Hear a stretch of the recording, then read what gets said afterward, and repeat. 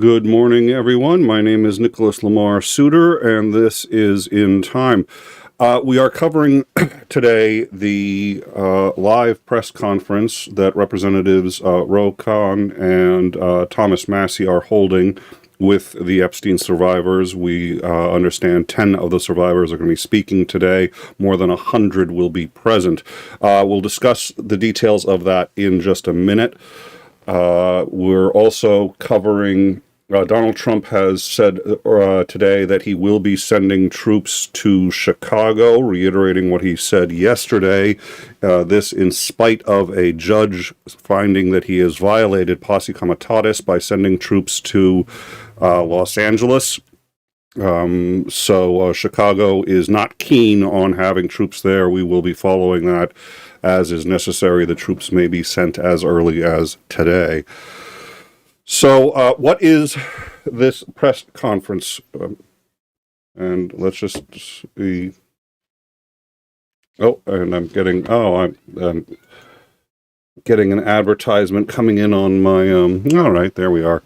So trying to figure out, never mind. At any rate,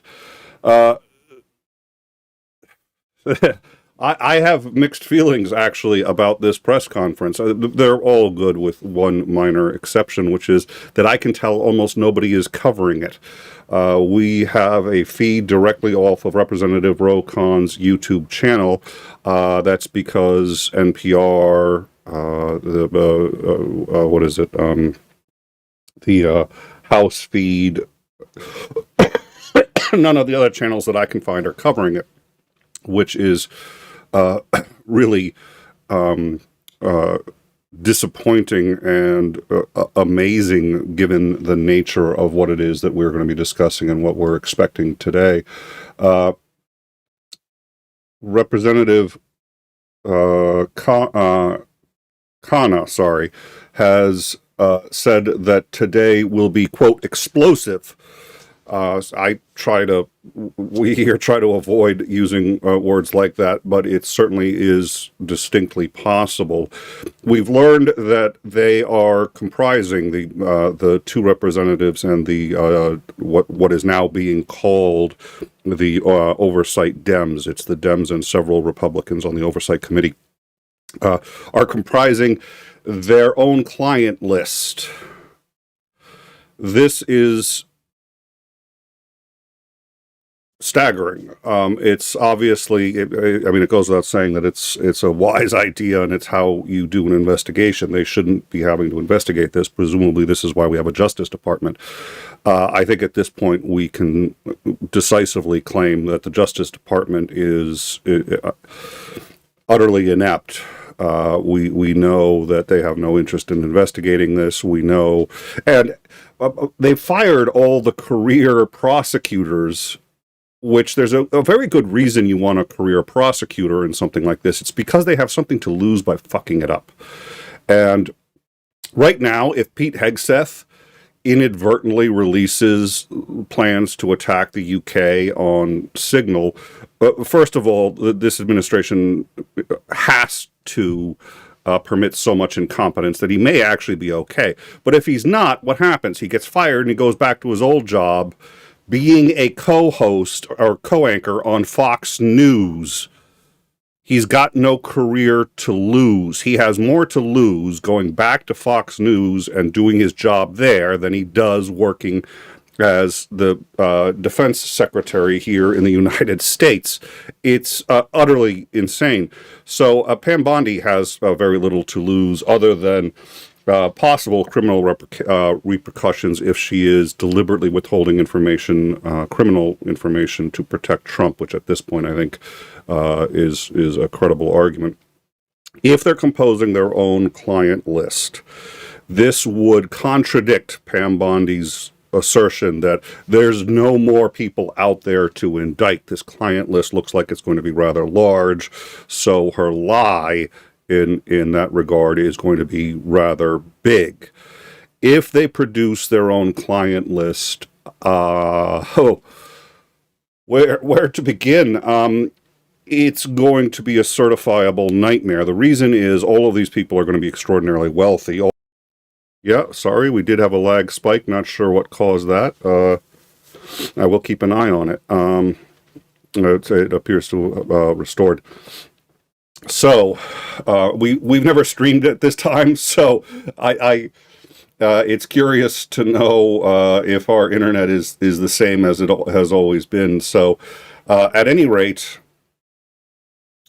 by releasing all of these individually, they're going to create one hell of a bureaucratic nightmare. They're going to create a large number of suits going back and forth, which is why you normally have the Justice Department do this.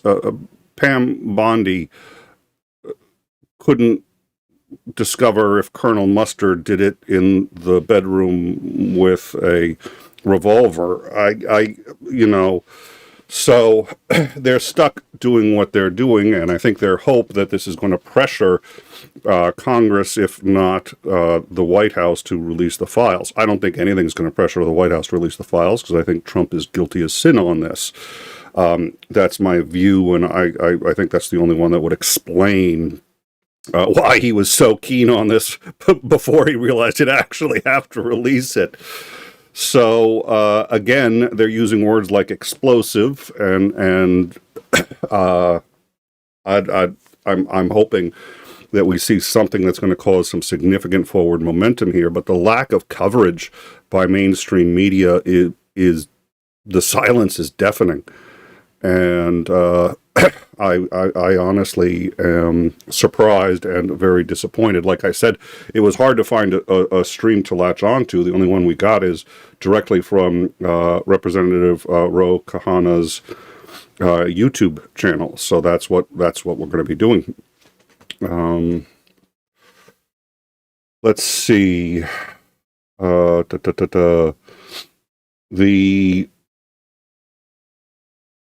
Yesterday, there was a number of interviews with members of Congress.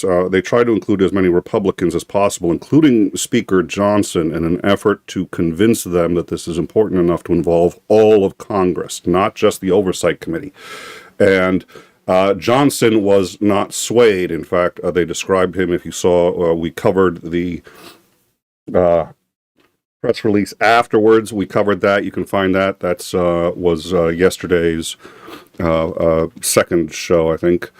But we covered the press conference. It was staggering. They made allegations that this goes, quote, all the way to the top. One or two inadvertently let it slip. It goes to Trump.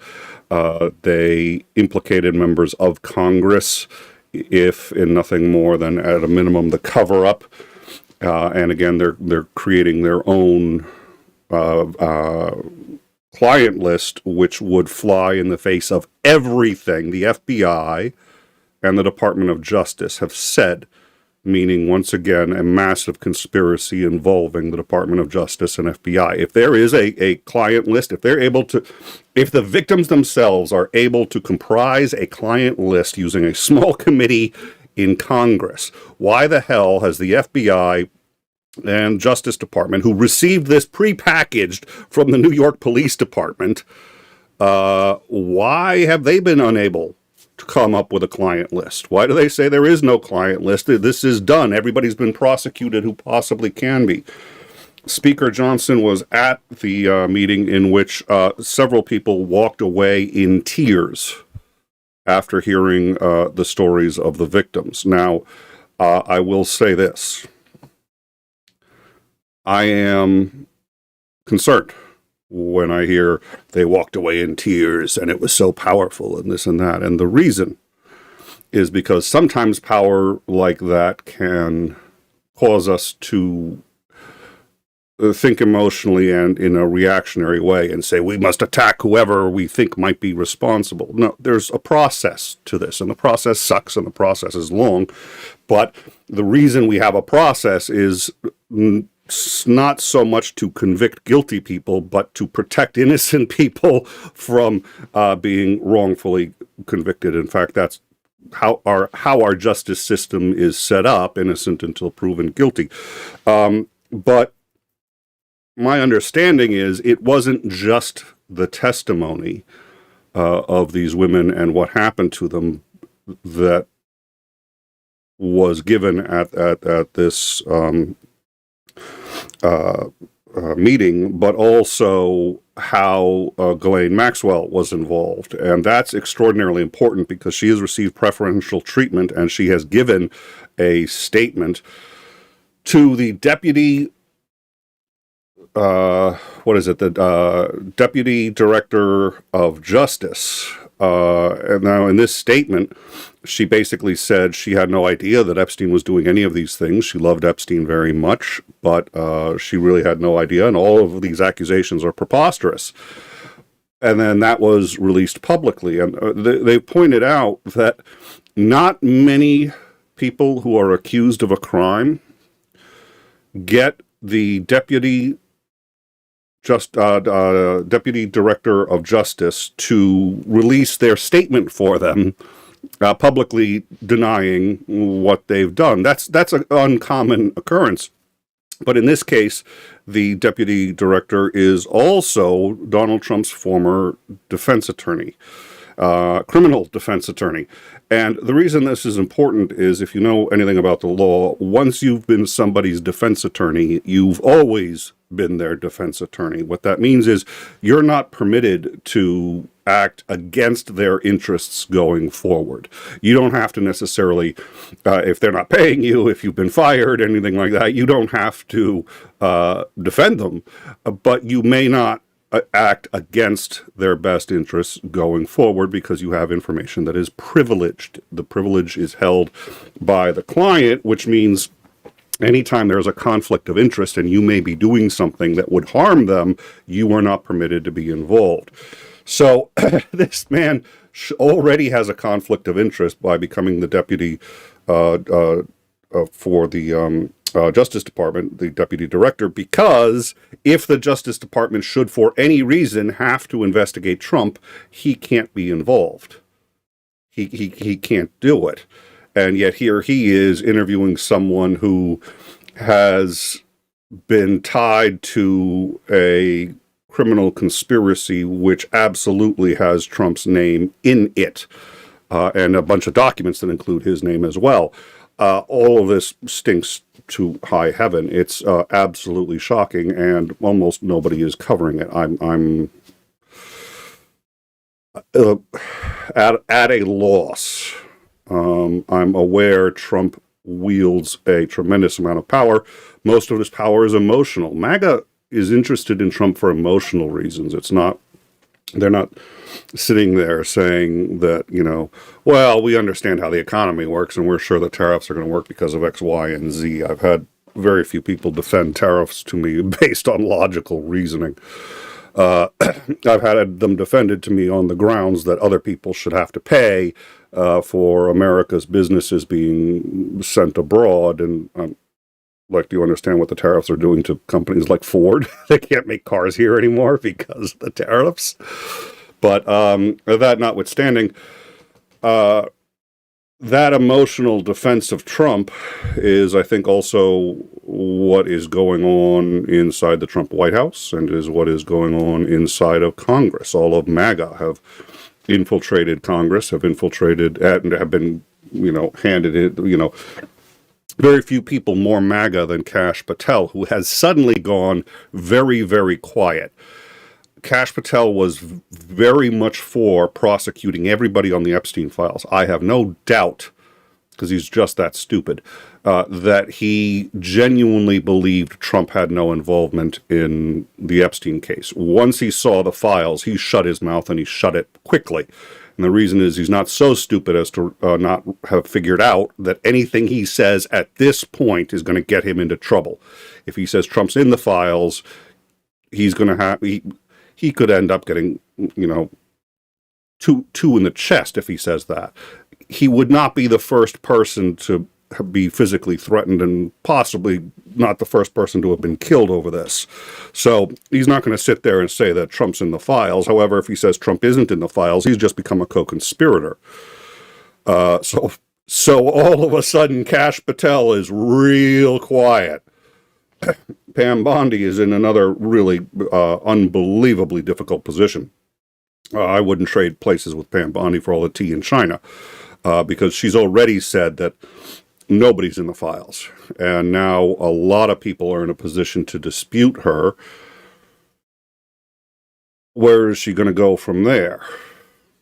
My biggest concern is, that's what we're going to hear today, is direct refutations of what the FBI and Justice Department have concluded. That's what we heard yesterday. We heard yesterday that Ghislaine Maxwell, who ostensibly everybody's buying her story that she's really an innocent victim, and we know for a fact isn't true because we've had the testimony of 6 people. 6. And there's depositions from over 100 implicating her. We've discussed this before. The reason they used only 6 was really simple. They used 6 because that was the minimum number they felt they needed to ensure that she go to prison for the rest of her life. They don't use all of them because they don't want to re-traumatize the victims by having them go up there, testify, get cross-examined, the whole 9 yards. It's one of the, other than being abused, it's one of the worst things that you can imagine because you basically have to relive it in front of an audience. And if you break down crying, they're going to say, oh, you see, they're not credible. They're too emotional. It's a very counterintuitive thing. One of the things I've noticed is it's a lose-lose. If you go up there and do a cold retelling of everything that happened to you, well, nobody would be that cold. You'd be really emotional after all of this. They must be lying. If you go up and tell an emotional, oh my God, this happened to me, like, oh, this is obviously an emotional wreck of a person, it's a lose-lose. So they pick the fewest number of people that they have to force to go through this, and then they go through it. That's it. And it sucks. It's the second worst system there is. The worst system is just convicting people, but based on hearsay. So we have to do it this way. So the fact is, from what we can tell and what we saw yesterday, Ghislaine Maxwell was every bit as guilty as Epstein. We've heard instances of her engaging in abuse herself without Epstein present. So from what I could, she's every bit as guilty as he is. And right now she is in a minimum security because she went on the record with Donald Trump's defense attorney, who published this for everybody to see out of the Department of Justice, to say, oh, Donnie Boy wasn't involved. Nobody else was involved.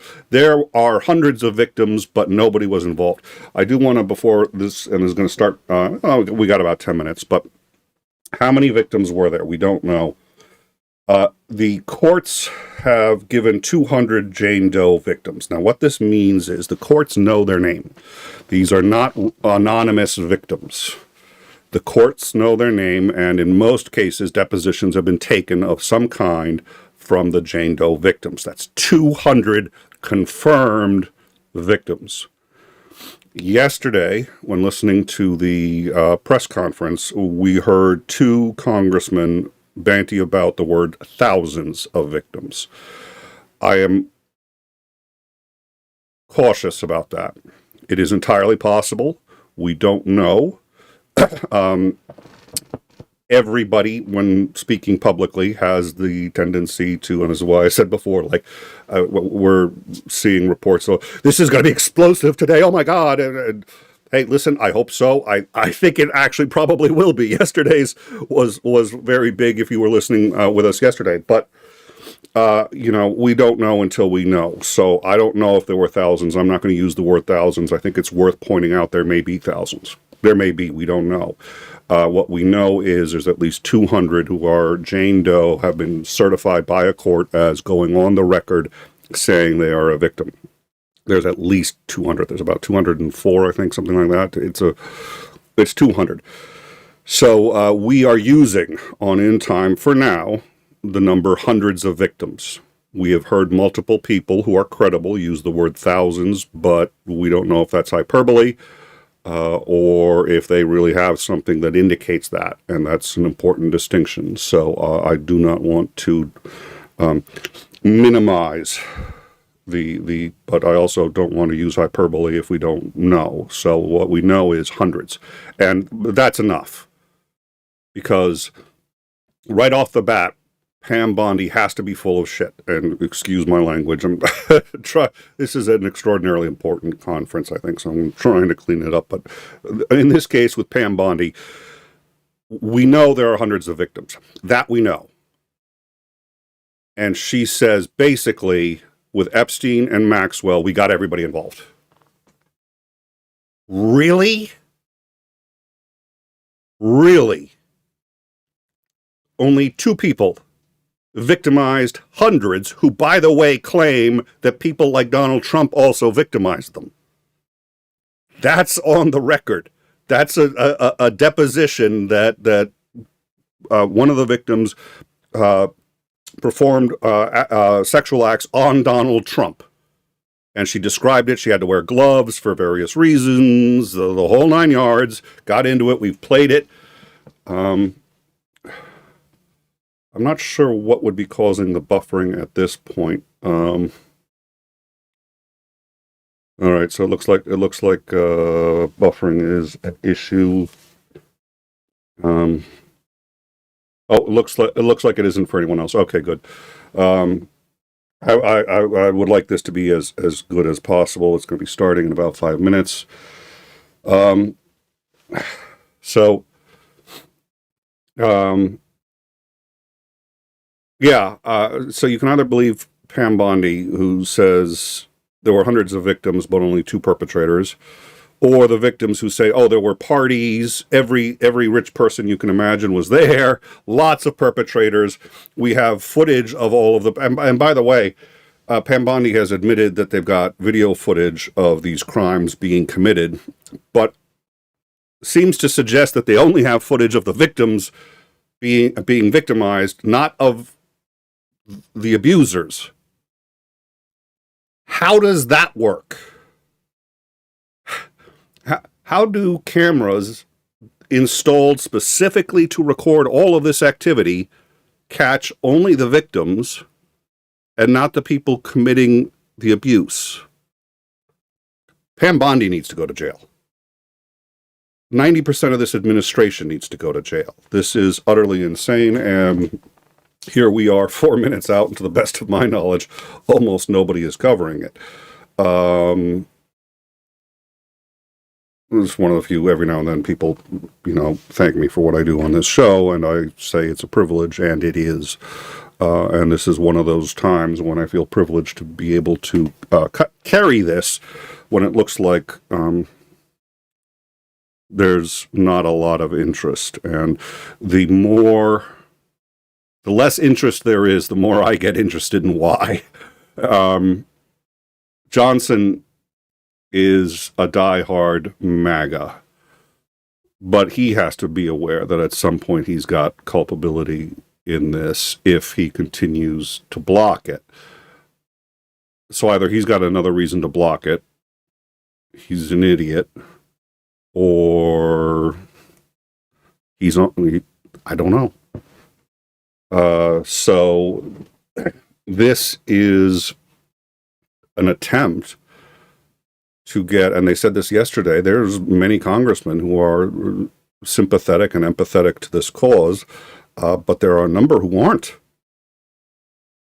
And to some degree, I get that, because each side makes up huge stories out of make mountains out of molehills all the time. This happens all the time in Washington. The problem is the evidence that this is real is overwhelming. And the evidence that it involves people in D.C. is overwhelming. Everybody needs to, this is one of those you're either for or against. There's no middle ground here. So my hope is that they're probably going to release something reasonably big in this, and the reason is because they have to get more attention for it. And they've said that before. They said yesterday they will not stop until there's closure and until this is done. And I believe them. It is very rare. I believe a senator or congressman when they're speaking. I believe them. And if you saw yesterday and if you watched along with us, you would too. So, all right. It looks like they are getting ready for this. I don't hear any audio, but okay, let's see. Oh. Apologies.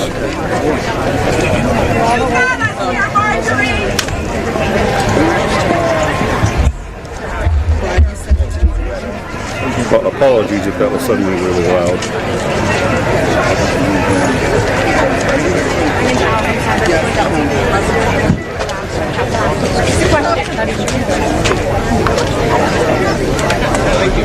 All right.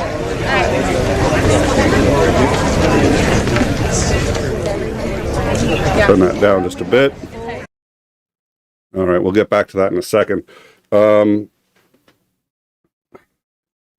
All right, so I mean, once again, the number of people who are implicated already and how they're implicated is staggering. And I imagine for Johnson, as we said before, Johnson, who has said repeatedly he wants transparency on this, sent everybody off for vacation 2 days early so he would not have to vote on releasing the files.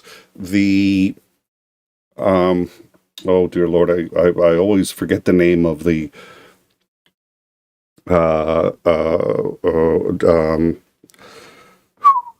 it's not disposition. Oh my God, the what they filed yesterday to force Congress to release it despite Johnson's over Johnson's objections. That discharge petition. Thank you. The discharge petition, is that Marjorie Taylor Greene? Oh, I do believe Greene did sign on. She was one of the Republicans who signed on. So let me get this set up here. All right, we're going to turn the audio back on. Hopefully this isn't going to be... oh, well... like I said, I mean, kudos to MAGA who's been for it. That's all.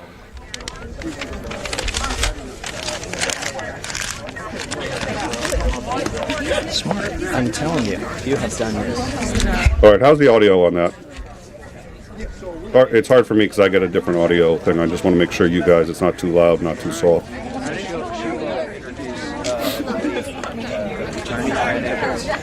All right. I'll come back, but you can speak for you and her can speak as long as you want. She says a couple minutes, but then I'll come back and I'll just. Bilbert's on it. Yeah, there's and right now, they believe they have sufficient votes to pass.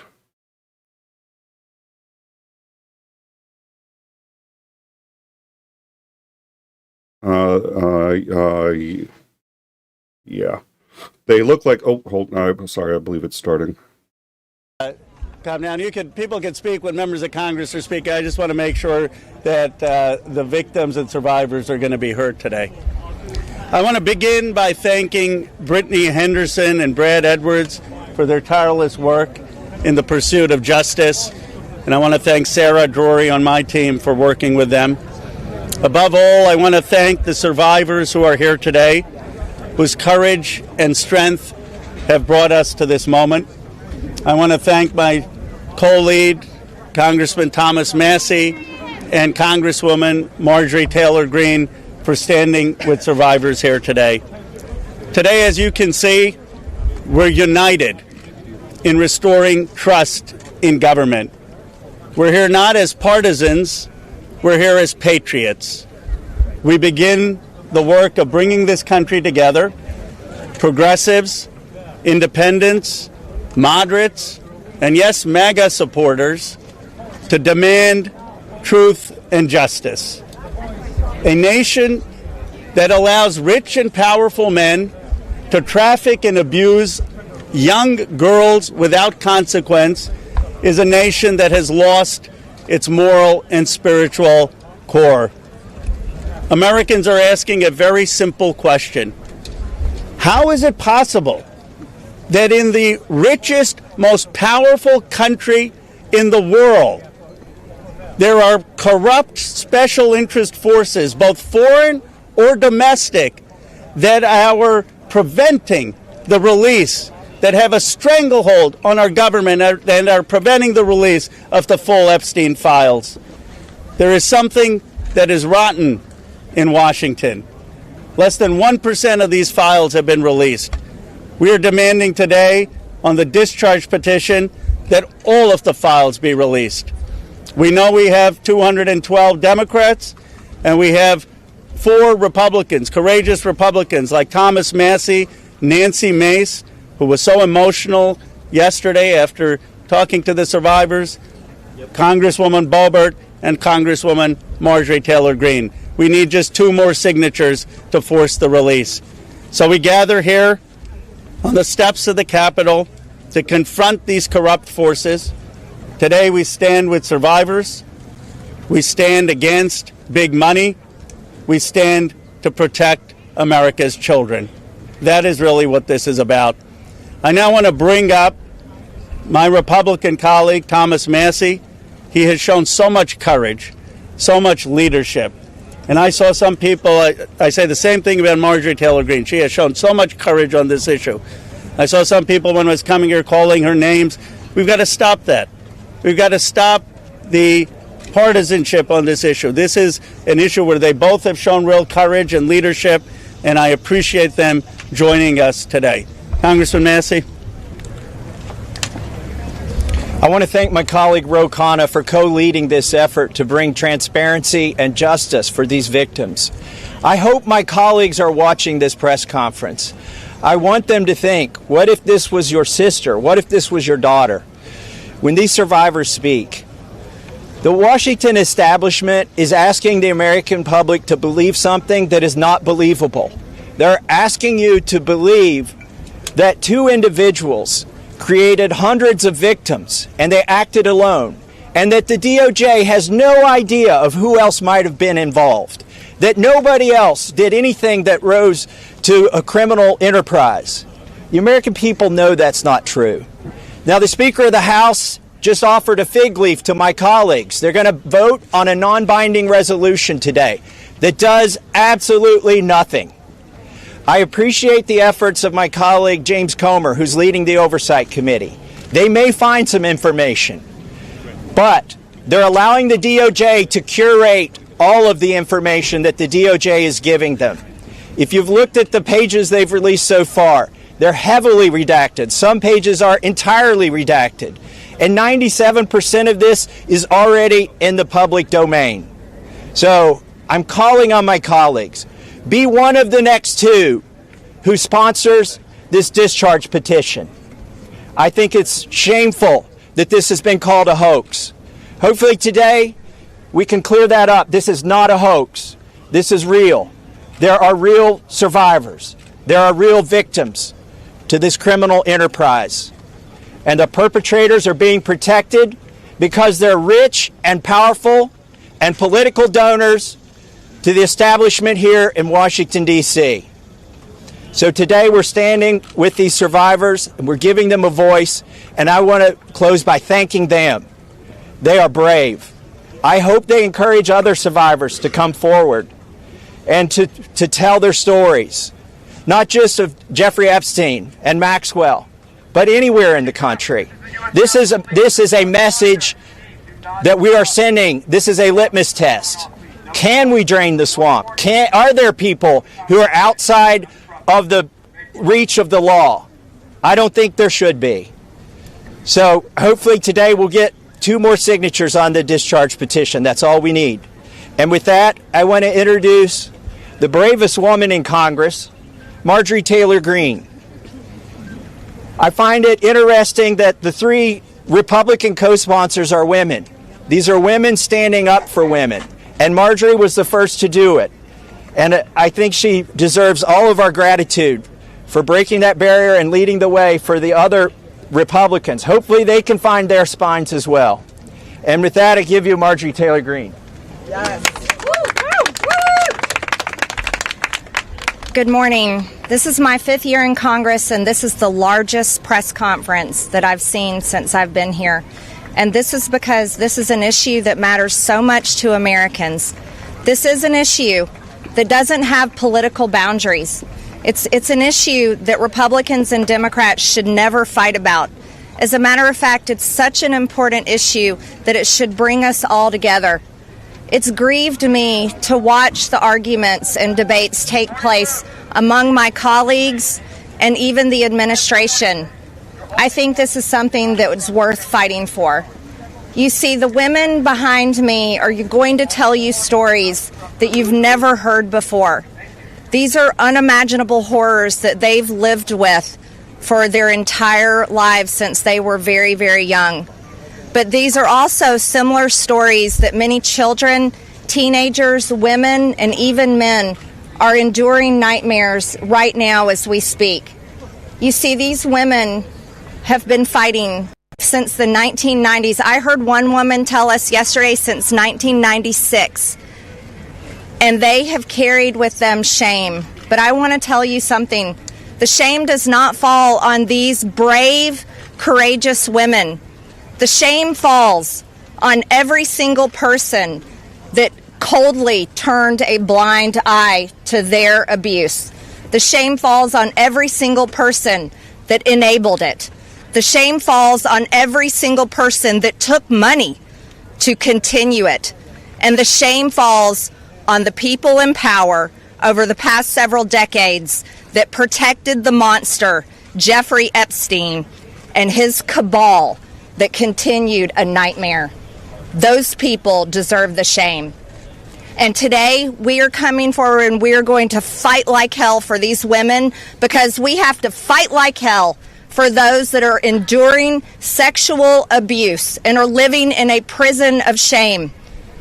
Anyone that is being abused, it is not your fault. You should live with no guilt or fear or shame.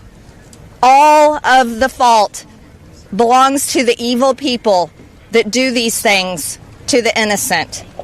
This is the most important fight we can wage here in Congress, is fighting for innocent people that never receive justice. And the women behind me have never received justice. And do you want to know why? It's because Jeffrey Epstein somehow was able to walk among the most rich, powerful people, not only in America, but foreign countries. Yesterday, I heard countries like Saudi Arabia, Russia, and even Israel, and other countries. The truth needs to come out, and the government holds the truth. The cases that are sealed hold the truth. Jeffrey Epstein's estate holds the truth. The FBI, the DOJ, and the CIA holds the truth. And the truth we are demanding come out on behalf of these women, but also as a strong message to every innocent child, teenager, woman, and man that is being held captive in abuse. This should never happen in America, and it should never be a political issue that divides us. And I want to thank Ro Khanna and Thomas Massie for doing something brave, crossing political boundaries for a very important fight. And I'm honored to join both of them. And I'm honored that Nancy Mace and Lauren Boebert signed the discharge petition along with myself. And I asked my Republican colleagues not to choose just one path for justice and transparency and accountability, but I asked my Republican colleagues to choose every path for justice and accountability and transparency. And with that, I'd like to bring back Congressman Ro Khanna to start this important press conference. Thank you very much. Yes, thank you. Thank you. Thank you. Thank you, Congresswoman Green, for your courage and for being here, and thank you again to Congressman Massie for co-leading it. I now would like to introduce two people who have been fighting this for decades. They haven't had their voice heard. The victims haven't been heard. They haven't just been on this in the last few months. They've been doing this in the wilderness for years, and they are really models of courage. Bradley Edwards and Brittany Henderson, who are the attorneys for the victims. Thank you for being here.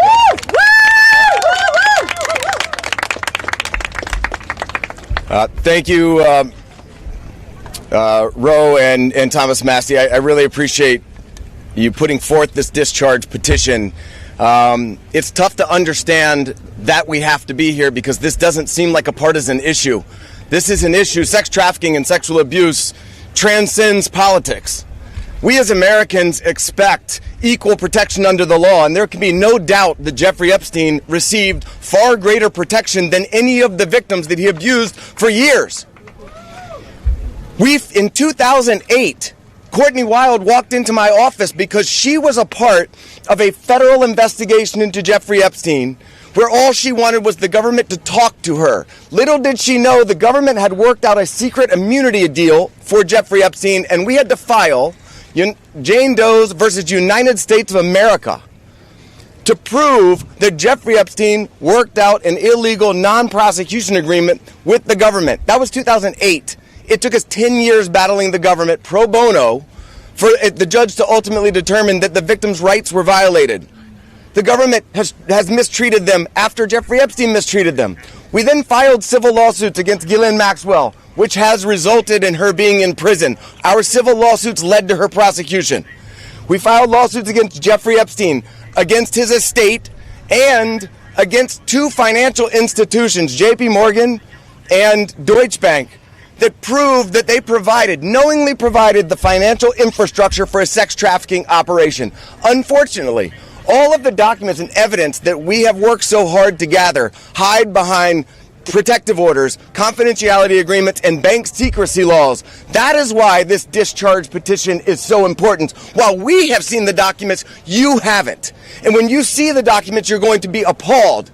And the American people deserve to see everything. When you sign this discharge petition, it should mean nothing is off limits. That means the documents in the possession of the CIA should be made available. Those in the possession of the FBI going back decades should be made available. The SEC, financial records in the possession of FinCEN should be made available. Everybody knows that evil flourishes in the darkness. Corruption flourishes in secrecy.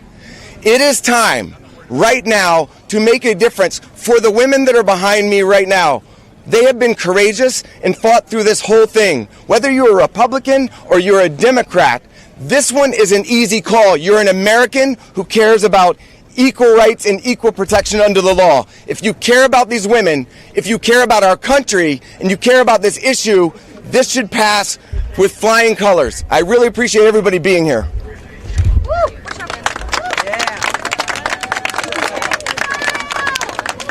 Hi, good morning. My name is Brittany Henderson, and I think in addition to thanking the wonderful congressmen and women who are here today, we need to thank the women, and not just the women who are going to speak, but the other women who are standing behind them, along with other lawyers, Sigrid McCauley, and people who have been fighting for a very, very long time for the world to give this kind of attention to an issue that it should have had forever.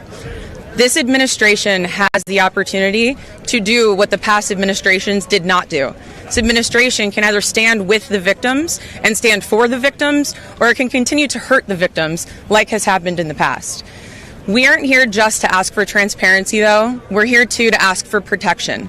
The women here represent hundreds of other women who we have spoken to, many of whom were trafficked from other countries, from Eastern European countries where women don't have the rights that we have here. Women don't have the protections that we have here. And those women are terrified that their names will be released in these files. The government won't know that they're victims to redact and protect them. So we ask that you please, whoever is going to be in charge of redacting these files and in charge of this transparency, do it in a way that protects the women brave enough to be here, but also protects the women who are terrified that every day when they turn the TV on, something bad is going to happen to them in Ukraine, in Russia, in whatever country they live in, because no one is listening to them there.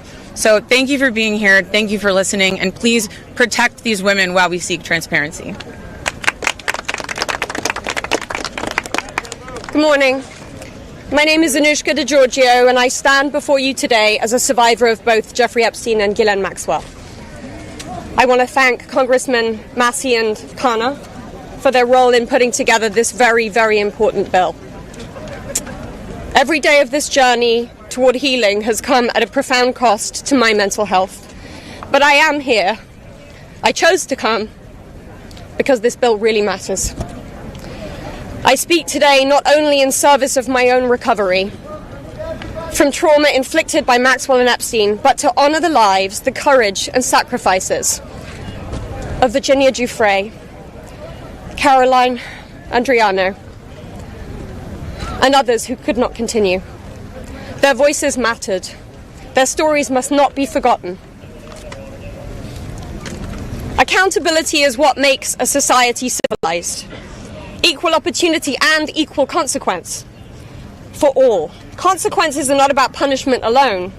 They exist to deter future harm, to protect vulnerable, and to set a standard of justice.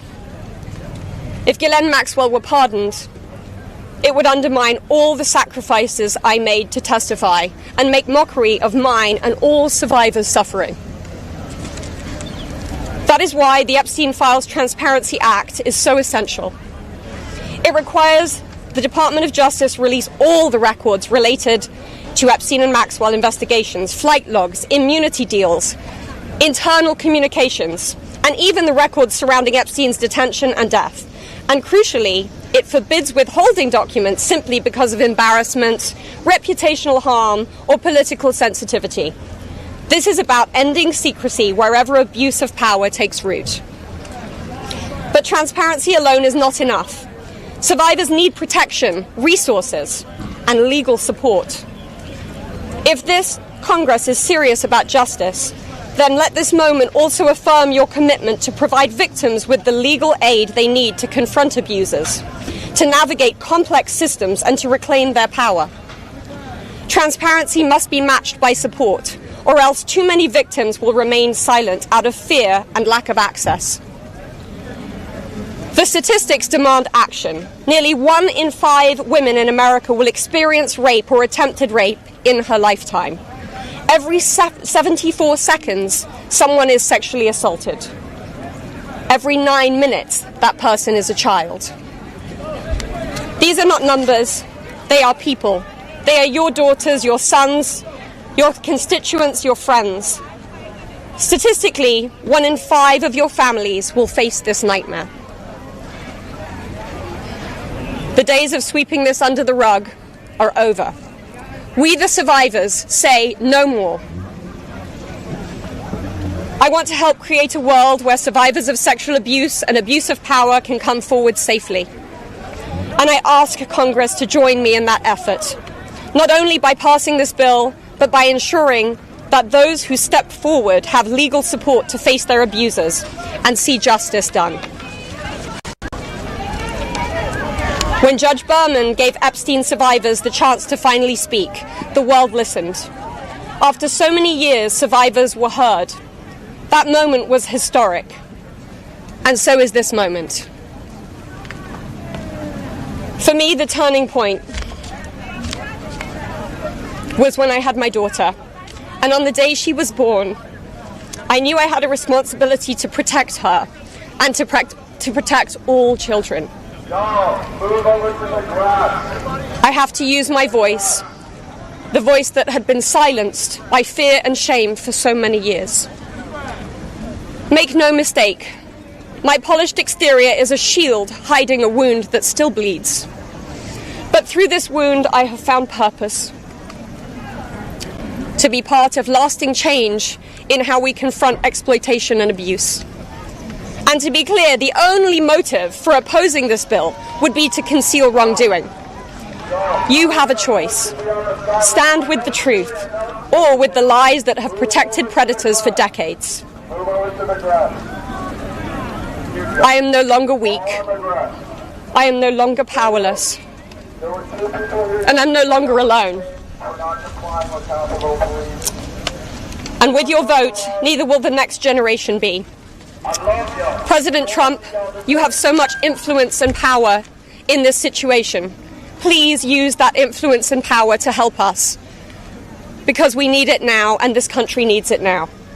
Thank you.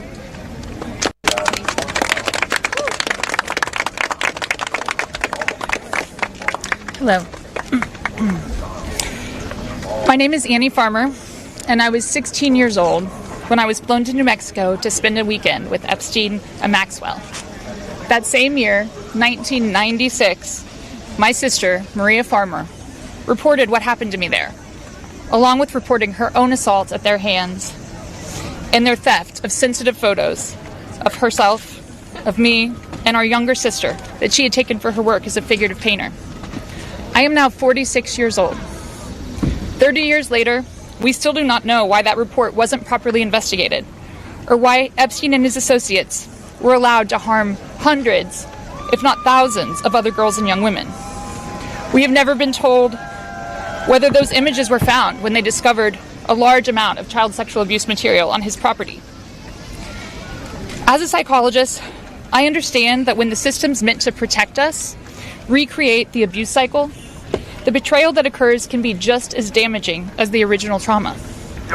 This happens when survivors of these crimes are not believed, when our well-being is not weighed as heavily as those who have more resources or more privilege, and when perpetrators of these crimes are given a platform rather than the survivors of them.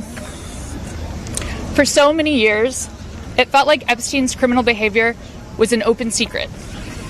Not only did many others participate in the abuse, it is clear that many were aware of his interest in girls and very young women and chose to look the other way because it benefited them to do so. They wanted access to his circle and his money. Their choice to align with his power left those of us who had been harmed by this man and his associates feeling very isolated. I could never have imagined being here today and this chorus of support that we have all received. I have been sent so many notes and messages from people with no direct connection to this case who've expressed their solidarity with us. And I believe that is because, in part, as 𝐒𝐚𝐬 explained so well, this is an extremely widespread issue of child sexual abuse, of sexual exploitation, of sexual violence. This affects almost every family in some way. From my conversations with women in these last few days and from all of the support that we've received, it's very clear to me that we are not going away, we are not going to be quiet, and we are not going to give up. And I ask the American public to stand with us and not give up. At a time with record high levels of distrust in our institutions and a perception that there are two Americas, one for those with power and privilege and one for everyone else, passing this Epstein transparency bill is one important step that can be taken to prove to Americans that the government does not side with sexual perpetrators. A thorough public review of this information is an important step in preventing the type of systemic failures that have occurred in this case and harmed all of us.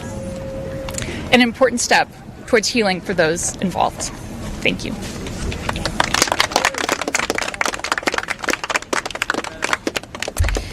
Hello, everyone. I'd like to say thank you, everyone, for being here today on this very powerful and special day for all of us here.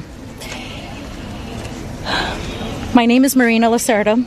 I was minor victim 1 in federal indictment of Jeffrey Epstein in New York in 2019. I was one of dozens of girls that I personally know who were forced into Jeffrey's mansion on 9 East 71 Street in New York City when we were just kids. Today is the first time that I ever speak publicly about what happened to me. I never thought that I would find myself here. The only reason that I am here is because it feels like the people who matter in this country finally care about what we have to say. As an immigrant from Brazil, I feel empowered knowing that the little girl struggling to get by at 14 and 15 years old finally has a voice. For the first time, I feel like I matter as an American. I was only 14 years old when I met Jeffrey. It was the summer of high school. I was working 3 jobs to try to support my mom and my sister when a friend of mine in the neighborhood told me that I could make $300 to give an older guy a massage. It went from a dream job to the worst nightmare.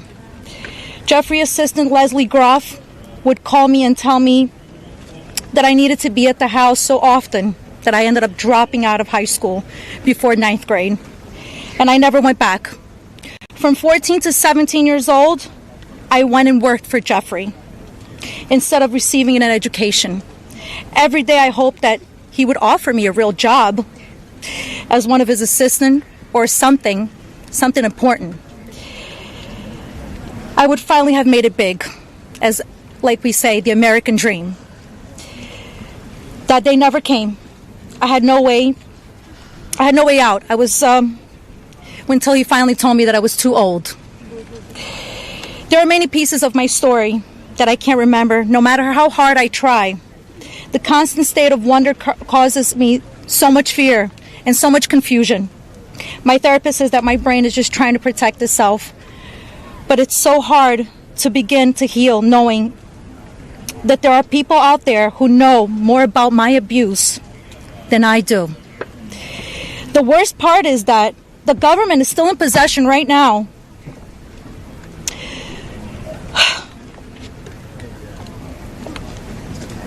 of the documents and information about that could help me remember and get over all of this maybe and help me heal.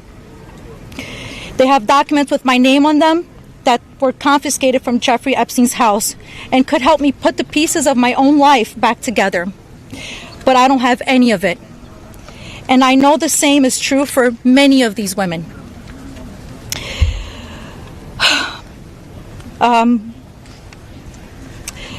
We are here to support this bill today, not only for transparency, but for the American people.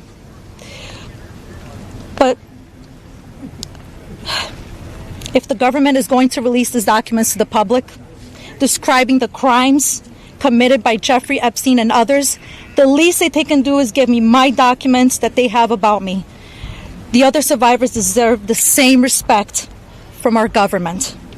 While identifying information must be redacted to the public, it is equally important to provide the victims themselves with unredacted information. I will never forget when the FBI agent showed up in my door in 2008. Jeffrey Epstein hired a lawyer to represent me, or more like to represent him, I like to say. I couldn't ask any questions, and I had no idea what was going on. I was terrified. Until today, I think most of us are still terrified. I thought somebody was going to kill me. I thought something was going to happen to my sister or my mother. It went further out to even maybe thinking something would happen in Brazil with my family. And then one day, the lawyer said that everything was just going to go away. Like nothing happened. I didn't need to testify. When I asked him why, he gave no explanation. That was it. So why? Why was I never called to testify then? We could have saved so many women. We could have saved so many lives from being abused. Why did he get away with it in 2008? Why was he able to go on in the abuse with hundreds of girls after the Florida investigation? Why didn't they let me testify to help stop him? Our government could have saved so many women, but Jeffrey Epstein was too important and those women didn't matter. Why? Well, we matter now. We are here today and we are speaking, and we are not going to stop speaking. Today, I stand here with the women who have really helped me to find the strength to come out and come forward to share my story for the very first time. Together, we are stronger than ever. While she may not be with us, Virginia Roberts, we will continue to use our voices to strengthen yours always. Thank you.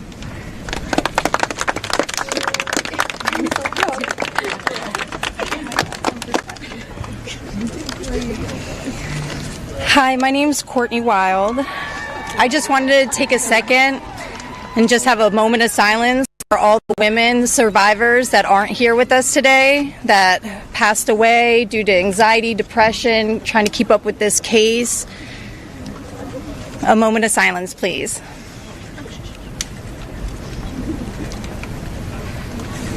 Thank you. My name is Courtney Wild. I was only 14 years old when I was introduced to Jeffrey Epstein by a 13-year-old friend of mine. The details of the abuse that he inflicted on me for years is not important today. In 2028, I was cooperating with the federal government in the investigation of Jeffrey Epstein. They sent me a letter telling me to be patient because this was going to be a lengthy investigation, but at the same time, they refused to talk to me and tell me what was going on. So I hired an attorney, Brad Edwards, because I was hopeful to get some answers. When I walked into his office at 19 years old, Brad sued the government for refusing to tell me what was going on under the Crime Victims' Rights Act. The only reason anyone ever found out that the government had already given Jeffrey Epstein immunity through the non-prosecution agreement was because our lawsuit forced the government to tell us. Otherwise, nobody would even know that today. Sometimes it's hard to believe that I had to sue the United States just to learn that my abuser was given immunity. I started as Jane Doe, but I decided I was proud enough to take on our country, and I was on the right side of history. We fought the government for 10 years to prove that the government violated our rights as crime victims and the crime victims' rights in order to protect a pedophile. We had to win the 11th Circuit Court Appeals to force the government to turn over thousands of pages of emails between Jeffrey Epstein and the government.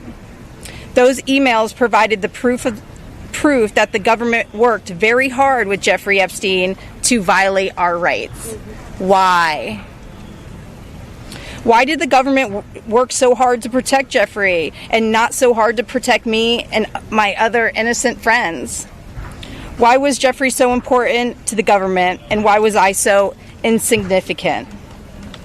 Why did nobody but our lawyers care before now? It seems people have only started to care because of Twitter and politics. But I would like to say this has nothing to do with politics. This is not a blue thing or a red thing. This is an everyone thing. We can all agree on this. The injustice that has happened here. Multiple, over and over. Everybody that talks about this just seems to make it worse. We need transparency. It's time for us to see beyond the curtain. Why was Jeffrey Epstein so protected? Who is still being protected? And who protected them all, so the world can understand how Jeffrey was able to abuse so many of us for so long. I was lucky to have Brad Edwards, Brittany Henderson, and Paul Cassell take on my case pro bono and fight fearlessly over 20 years' time.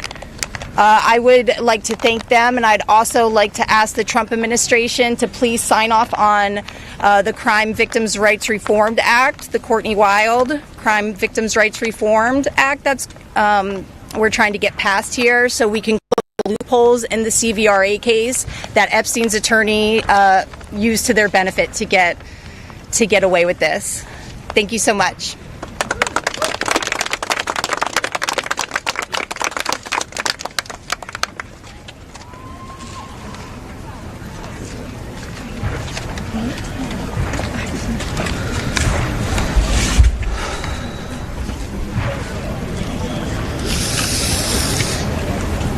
Good morning.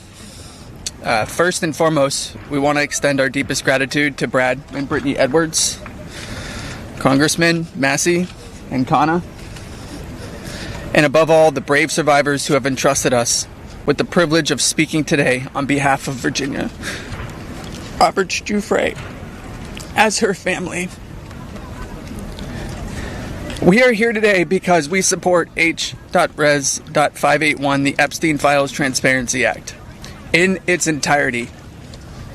But as much as this bill is about shining a light on truth, it's not just about the bill. This is about justice. This is about survivors. This is about justice against the rich and powerful who have stolen something from these women, and many children at the time, their freedom. The freedom to live their life without mental and physical scars that have been inflicted upon them by those who thought they were untouchable. The same freedom that these monsters took from these survivors, they should never be afforded.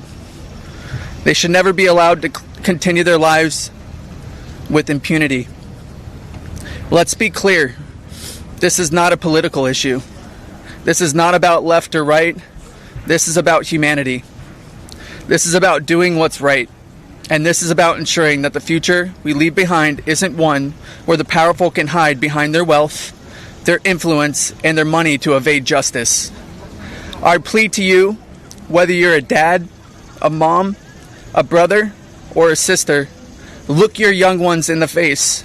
Look them in the eye and tell them you didn't stand against the very people who raped, molested, and preyed upon children and young women. Tell them you were willing to negotiate a deal. Money should never be what makes something right or wrong. If you vote no, your stance will be clear. You will be choosing to stand on the side of the rich and powerful, allowing money to buy your way out of the consequence. But here's my one ask. Look these survivors in the eye and tell them why. Then, look the people of the United States in the eye and tell them why. And then, when you're alone, look yourself in the mirror and ask yourself why. Virginia said it best, and I quote, "I have physical and mental scars that will never heal. I have memories that will never go away. They say time can heal, but this won't. Not until the justice system makes an example out of these people with so-called privileges. I just call it money. The only time I can begin to heal is when their freedom is taken from them, just like they did to me and literally thousands of other victims. The survivors of this horrific abuse are watching. The American people are watching. And history is watching. Which side will you be on?" Thank you.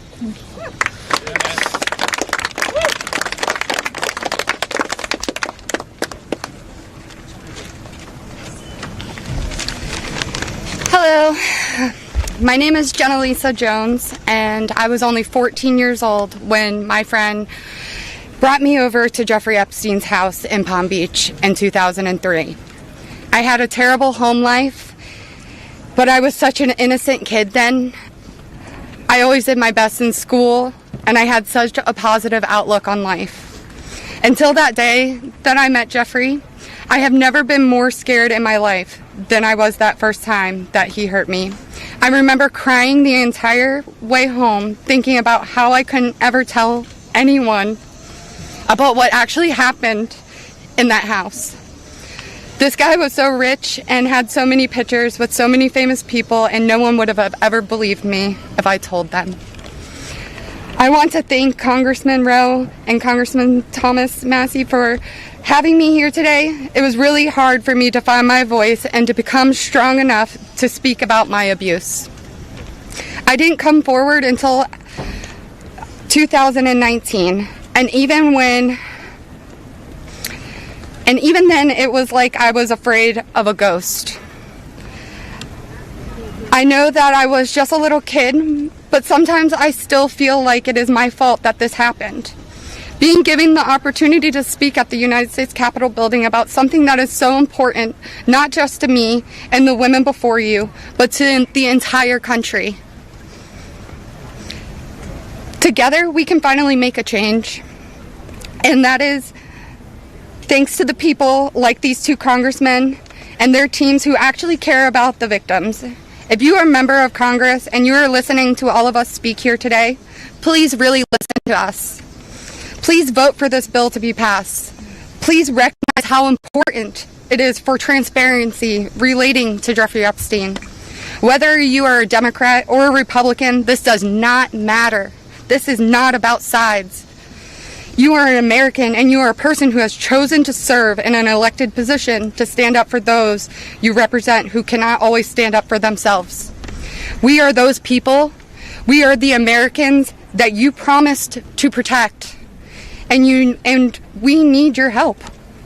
Please, President Trump, pass this bill and help us. Make us feel like our voices are finally being heard. Thank you.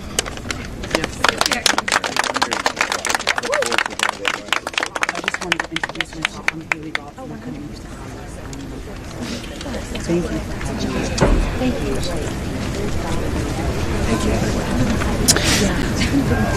Good afternoon. My name is Haley Robson. I was a 16-year-old high school student athlete who made good grades and had high aspirations for college when I was recruited and asked by a classmate of mine alongside with a 20-year-old male if I wanted to give an old rich guy a massage. But what high school girl would not want to do that? That day changed my life forever. And when I got into the massage room, Jeffrey Epstein undressed and asked me to do things to him. My eyes welled up with tears, and I have never been more scared in my life. When it was over, he paid me $200 and requested in exchange that I bring a girl each time to make another $200. I told him I did not want to do that, and then he gave me an ultimatum. Either you come here and massage me when I call you, or you bring me friends of yours to massage, and I will give you $200 per girl for each time she comes. I felt and hoped to never hear from him again, but he called me every day. He was so wealthy and powerful, and he would not let me go. I felt I had no choice. If I disobeyed him, I knew something bad would happen. So knowing I did not want to be sexually abused, I started to bring him other girls from my high school, and he paid me $200 for bringing them. I just hoped each time it would be the last time. One day, the stepmom of one of the girls brought him and called the police on Jeffrey Epstein.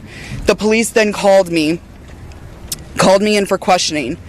I had told them the truth despite the fact that I was a teenager and a minor, and I was able to tell the police the names of all the other victims. The police treated me like a criminal.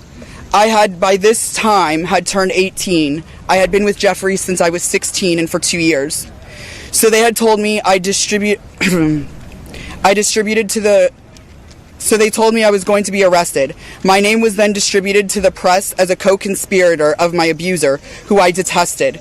My entire world was crashing in around me, and I started being threatened and bullied, till this day still receiving death threats. I was singled out and for many years had to suffer a smear campaign of lies about me because of the way that I was portrayed by the press. The press made me out to be a predator when I was just a 16-year-old little girl who was sexually abused by a powerful man and an evil man. For years, I had no friends. My boyfriend was murdered, and there was nowhere to turn. The government, after investigating more, learned that I was true a victim, but the damage was done and it was too late. There was no way to undo the harm the press had caused me. In 2019, I met Brad Edwards and Brittany Henderson. They changed my life, and they believed in me and have helped me to finally heal. Healing is a process, and I may never get there.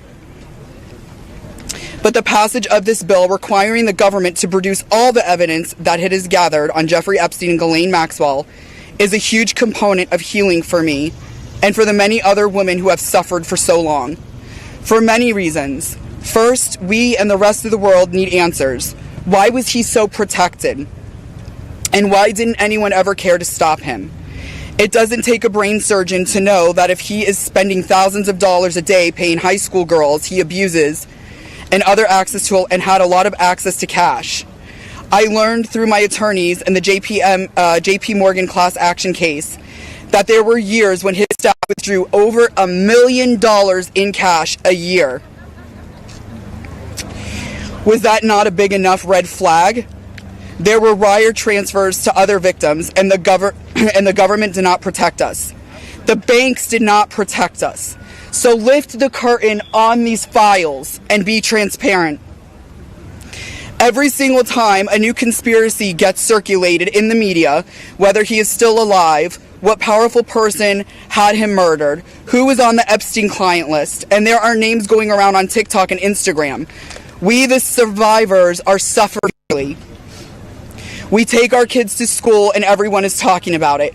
We can't read the news or do anything without hearing crazy stories that are only able to live on because the government continues to hide the evidence and the truth. So people just make up stories. Those stories hurt. They hurt real people who have already been hurt. And we have lost so many Epstein victims to suicide, and maintaining the real truth in secrecy only allows for conspiracy theorists to tell lies that drives up our anxiety and fears and will continue to lead to more pain, more suffering, and honestly, more deaths of innocent victims. It's time you do is right by us. unseal all the documents. We are requesting transparency, and I am requesting every congressman and woman that goes against this bill be outed. I want to know. Thank you. That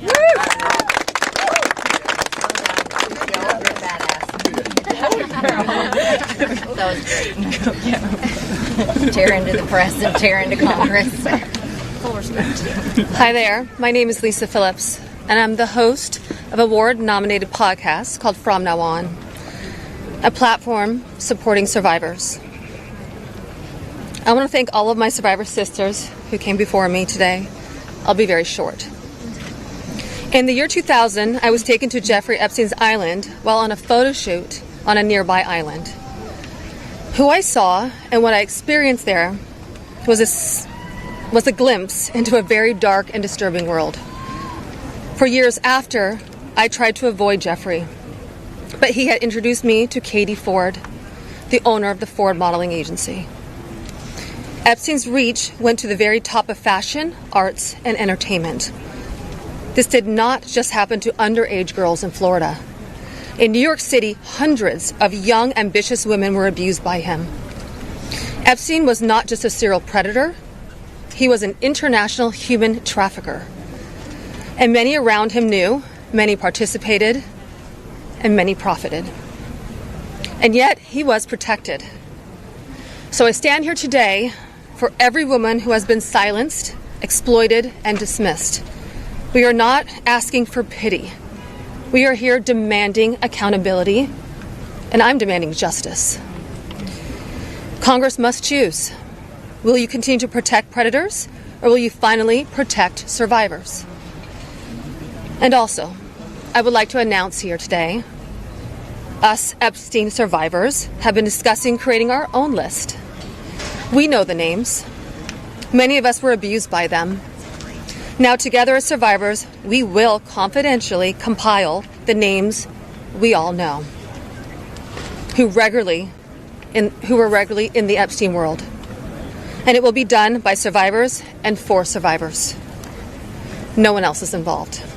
Stay tuned for more details.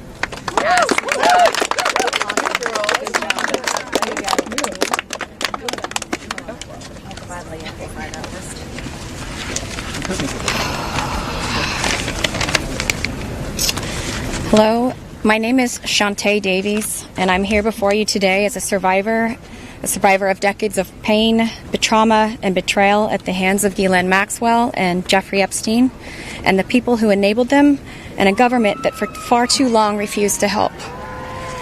In 2002, I was living in California, a young woman with high aspirations of becoming an actress. I was already beginning to make a name for myself in the industry.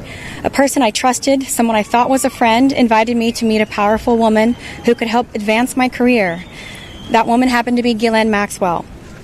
I was asked to give her a massage, though I had almost no experience, and when I did, she praised me and promised introductions to someone enormously powerful, someone who could change the course of my life, and that man was Jeffrey Epstein. At first, I was an excited young woman on top of the world. Epstein flew me to his private island. He listened to my dreams, promised to help, but his promises came with a catch. The abuse began. He told me to keep it secret. He manipulated me with quid pro quo I did not consent to, but I felt I had no one to turn to. He was too powerful. I was just one of the many young women trapped in his orbit. I was even taken on a trip to Africa with former President Bill Clinton and other notable figures.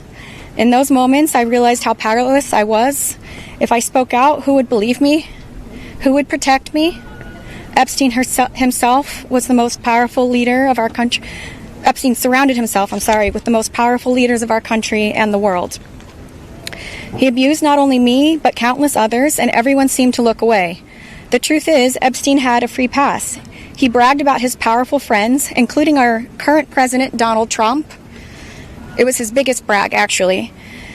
And while what I endured will haunt me forever, I live every day with PTSD. I live as a mother trying to raise my child while distrusting a world that has betrayed me. This kind of trauma never leaves you. It breaks families apart. It shapes the way we see everyone around us. But one thing is certain, unless we learn from this history, monsters like Epstein will rise again. There are files, government files, that hold the truth about Epstein, who he knew, who owed him, who protected him, and why he was allowed to operate for so long without consequence. Why was Maxwell the only one held accountable when so many others played a role? Why does the government hide this information from the public? This secrecy is not protection, it's complicity. And as long as the truth is buried, justice will remain out of reach. That is why this bill matters. Passing it will, bless you, ensure that the suffering of survivors is not in vain. Passing it will bring accountability, transparency, and prevention. It will help protect the next generation of predators who seek to place themselves above the law through wealth, influence, and connections. This is not just my story. It is about every survivor who carries invisible scars. It's about the weight we live with daily. It is about the families broken and the futures stolen. So I ask you, President Trump and members of Congress, why do we continue to cover up sexual abuse and assault? Who are we covering for? Let the public know the truth. We cannot heal without justice. We cannot protect the future if we refuse to confront the past. Thank you.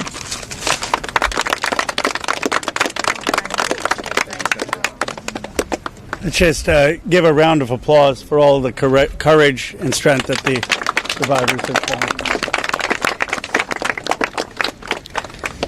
We now will take a few questions. You can always get Congressman Massie, me, or Congresswoman Green in the hallways and other places. If you have questions for us, that's fine. But I wanted to see first if you have questions for the lawyers and the survivors, and Brad will facilitate any of the questions to the survivors.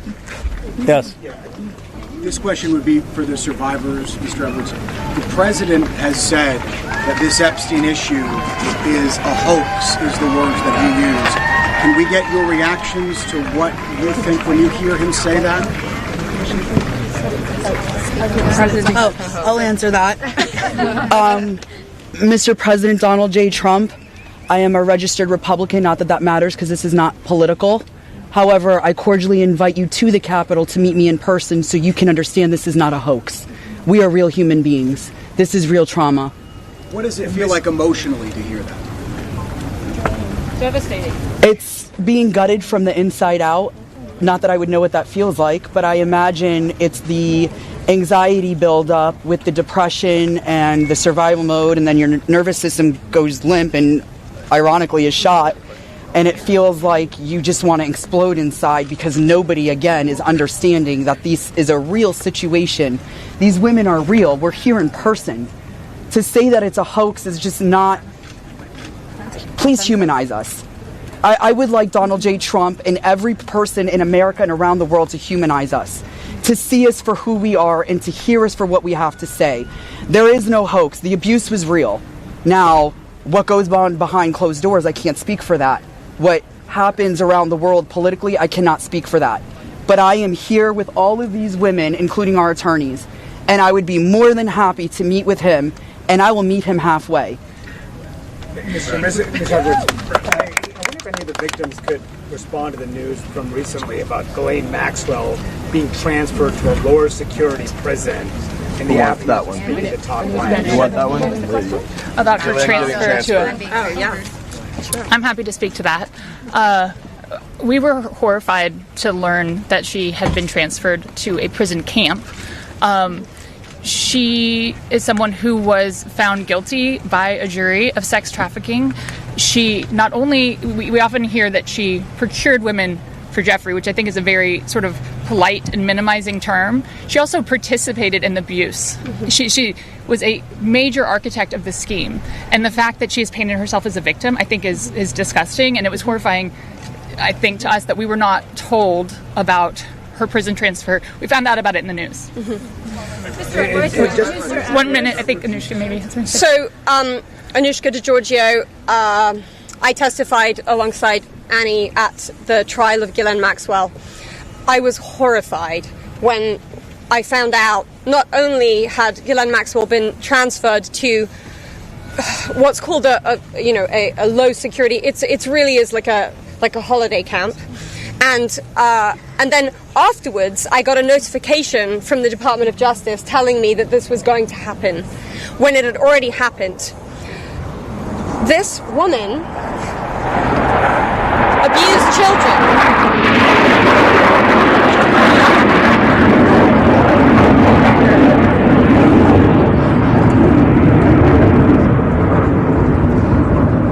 I was abused by Jeffrey Epstein and 𝐒𝐦𝐚𝐬 Maxwell for over 10 years. 𝐒𝐦𝐚𝐬 Maxwell was present for some of my abuse at the hand of Jeffrey Epstein. She was present, she was complicit, she was enabling, and it is appalling and disgusting. And it's one of my worst nightmares that she not only be transferred, but at the possibility that's very much going around that she might be pardoned. This is not okay, guys. This is not okay. And I just want to add that I think it sends a very dangerous message to our country, to the young people in our country, that someone that we all know is aware of these crimes could be given a pass. And just for the last survivor who just spoke, the last survivor who just spoke, she said that Epstein would brag about her relationship with Donald Trump. Could she please elaborate about that? And anybody Shante. get to the microphones. Get close. Yeah, I did say that.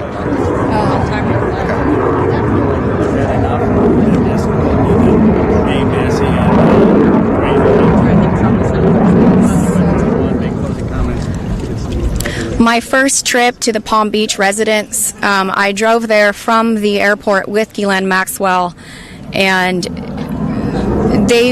Jeffrey and 𝐒𝐦𝐚 were always very boastful about their friends, their famous or powerful friends, and his biggest brag forever was that he was very good friends with Donald Trump. He had an 8x10 framed picture of him on his desk with the two of them. Like, they were very close. Go ahead. On this client list that your survivors are... Excuse me. One second. For this client list that you ladies are putting together, you said it would be confidential, but will the public... could you clarify, will the public get to see that list? So, Lisa, what's your envision here?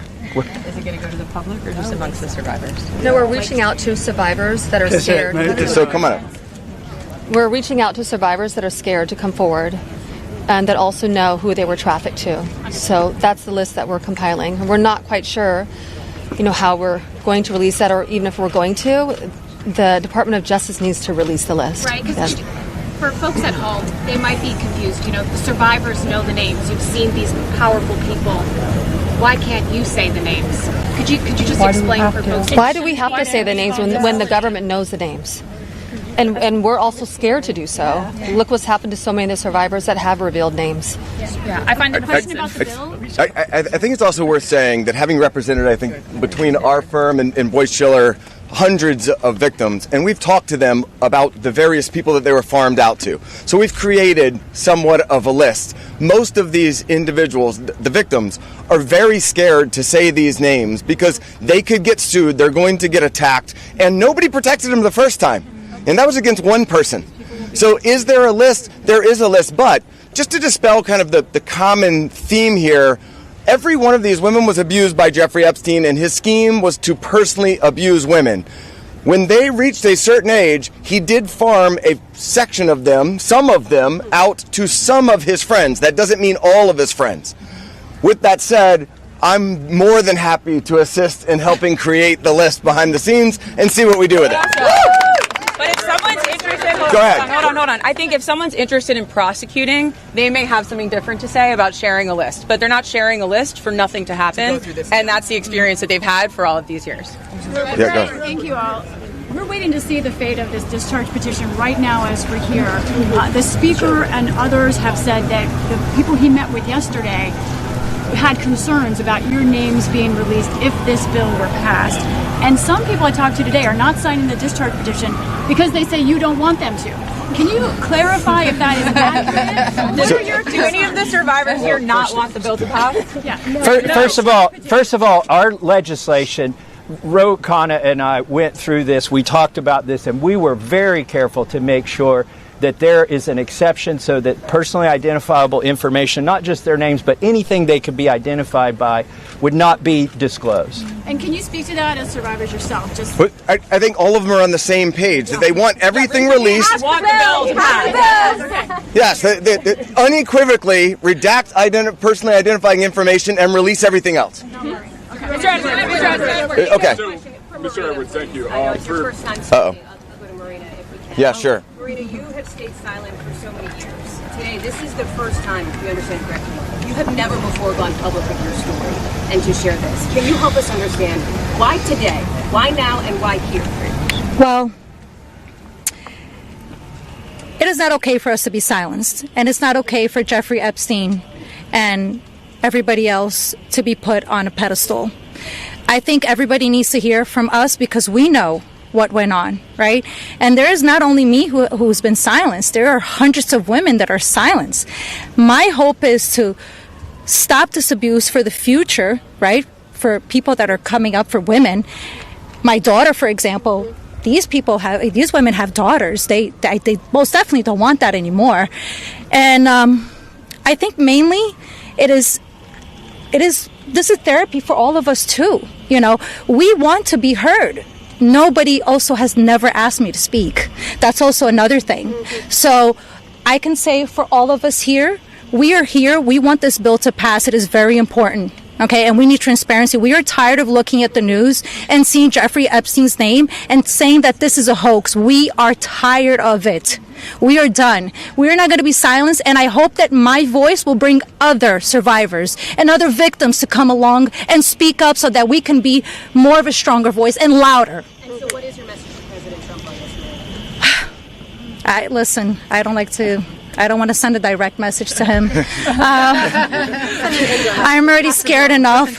Yeah, just pass the vote. Listen to us. This is not a hoax.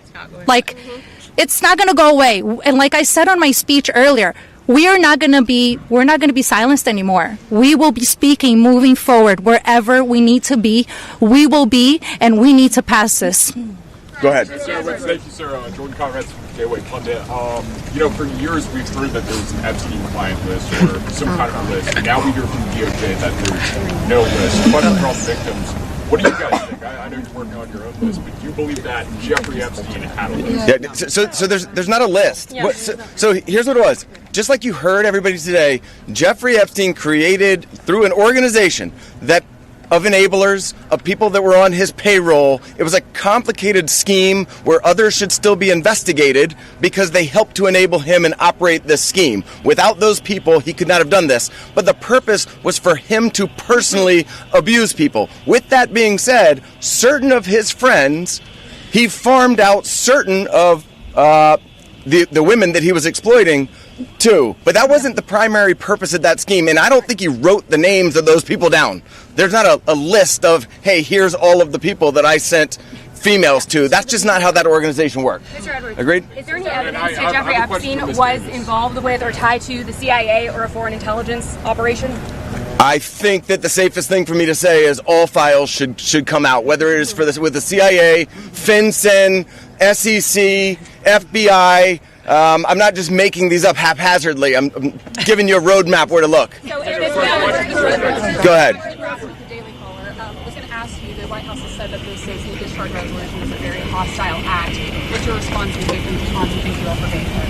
I'll go first and then I'll let them. They're much more important than me, but I don't understand why it's a hostile act. I can tell you that I talked to President Trump back in 2009, and several times after that. He didn't think that it was a hoax then. In fact, he helped me. He got on the phone. He told me things that were helping our investigation. Now, our investigation wasn't looking into him, but he was helping us then. He didn't treat this as a hoax. So at this point in time, I would hope that he would revert back to what he was saying to get elected, which is, I want transparency. This about face that occurred, none of us understand it. In fact, I don't understand how this is an issue that's even up for debate. How do you not stand behind these women after you've heard their stories and know that hundreds of them were abused, and it was only because files are being kept in secrecy? The world should know who he is, who protected him, and the other people that are out there to be investigated need to be investigated. Sir, question for Ms. Davis. Go ahead. Are there any people people who are currently serving in government, who are named, who you know of, are in these files, who you had relations with, anything of that sort, who Jeffrey Epstein connected you with? Are you willing to say yes or no? I don't think I can answer that.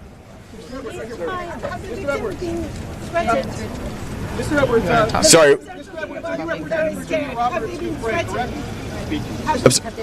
Have they been threatened? They're saying they're being scared to talk. I think she's referring to my speech. She's got to go. Hi, Anushka DeGiorgio. I have been threatened. I was threatened by phone. My daughter was threatened when I was volunteering to participate in, by means of being a witness in a civil lawsuit that Virginia Giuffre was bringing against 𝐒𝐨𝐮 Maxwell. I have been followed. I have been stalked. I have been followed not only by journalists but by people who do not get out of the car and do not try and talk to me and just drive behind me as I drive my daughter to school. So the fear is very real for us. I have also been in multiple situations with both Jeffrey Epstein and 𝐒𝐨𝐮 Maxwell where they have been direct and indirect about implying and saying that if I was to talk, if I was to bring any kind of trouble, then there would be severe consequence, including death. And just to add to that, Maxwell also threatened my sister Maria Farmer. When the FBI did nothing about her initial report, we did. She reported individually at that time, and then in 2002, we spoke to a reporter at Vanity Fair, telling our stories, fearful that perhaps other people were being harmed. We were not. We believed that was going to make a difference. We believed that would be put in print, and that story was crushed. And it was because of their power.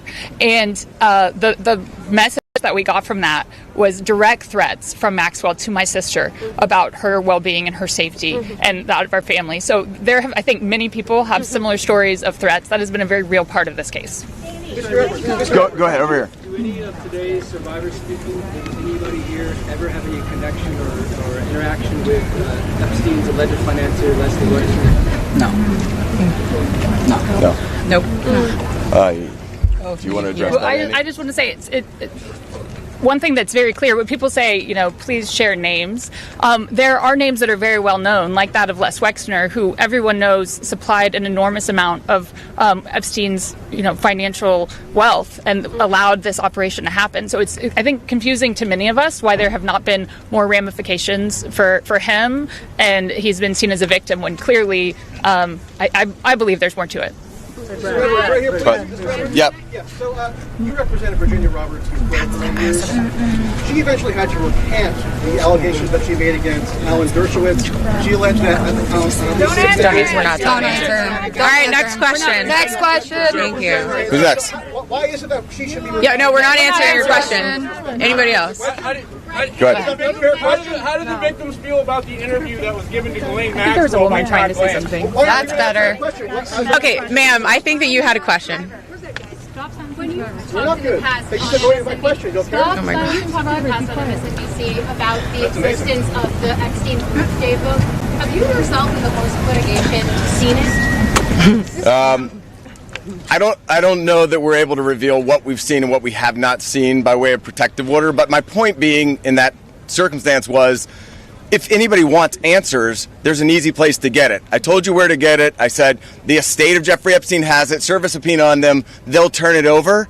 And if we had served a subpoena on them in the past, they would have turned it over and we would have seen it, which I don't usually miss subpoenas like that. So there we go. Mr. Edwards, can you elaborate Go ahead. on the... Let me just say one thing on there.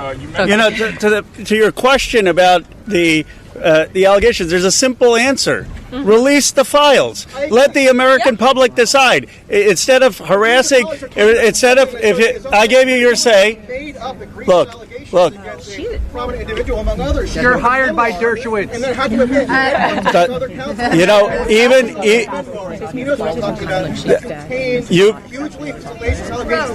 You've been heard. Shouldn't you tell the public about this? You've been heard. And even Alan Dershowitz says, release the files. Release the files. That is the answer, and that's what we're here for. He's gotta go.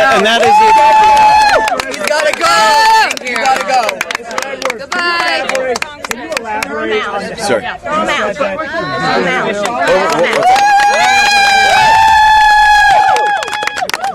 Yeah. You said that Donald Trump gave you help in 2009. Can you elaborate on your interactions with Donald Trump back in 2009? And for any of the victims, did anyone ever see the president, well then not the president yet, but did anyone ever see Trump with Epstein in any way? I don't know who's. I don't think that we can answer that question. Did anybody see Trump with Epstein back then? This is really not a political thing. We want the passage of the bill, and this is not to call out President Trump.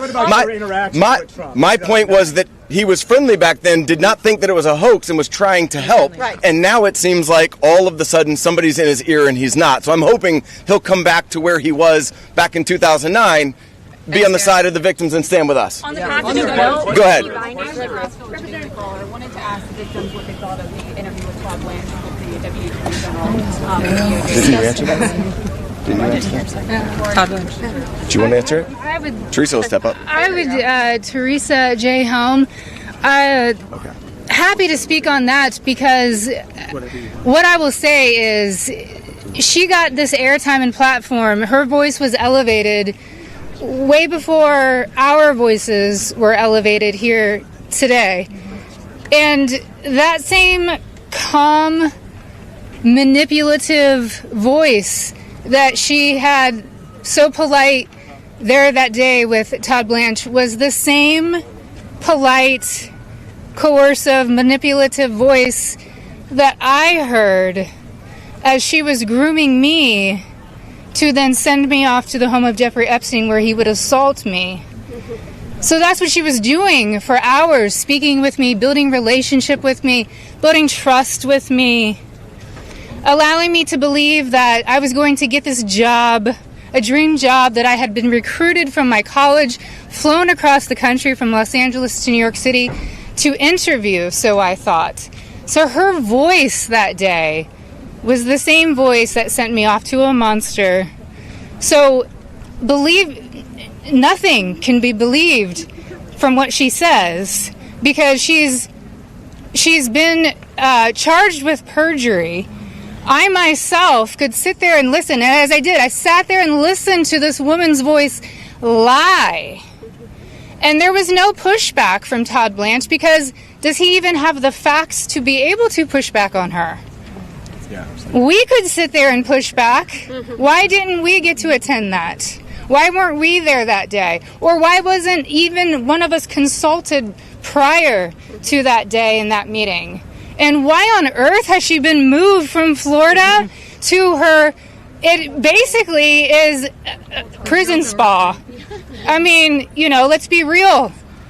None of us were consulted. I found out just like everyone here found out. Through the media, through all of you, we found out about 𝐒𝐨𝐮's transfer. So I'm very angry to sit there and listen. The feelings that come up listening to this woman's voice is repulsive. Yes, I would say it's triggering. We all work very hard on healing, and it still gets to us after 2 decades. It's a very long answer, but it's repulsive to sit there and listen to her voice in her interview. Can we take two more questions? One over here. My reporting in Vanity Fair directly led to a $100 million payment from J.P. Morgan to the Virgin Islands. Will you go after the DOJ, the FBI, because they're sitting on evidence? I've held the evidence in my hands. Give us the evidence. I think that there's nobody that's immune from us going after them if there's a legitimate action to take. So to the extent that evidence exists, then show it to us and we'll help in every way we can. We stand with the victims. Okay. One more. Can the survivors speak to speaking up, being threatened, and being afraid to come forward with the story to the case of Katie Johnson, who alleged that Donald Trump and Jeffrey Epstein? I don't think we can talk about. I don't think we can talk about that case. I do think it's worth saying, though, despite the comments that he made, Virginia Roberts Giuffre is an American hero. She is somebody. She is somebody without whom we would not be able to have this voice. She was the one who had courage to name names, speak out against people, and she was standing up against everybody at one time with an enormous amount of pressure. And most of these women are here because of Virginia Roberts Giuffre. So. All right, last one. Johnson says he's protecting the innocent. One of the victims percentage they think people are that he's protecting his mind? Clearly not us.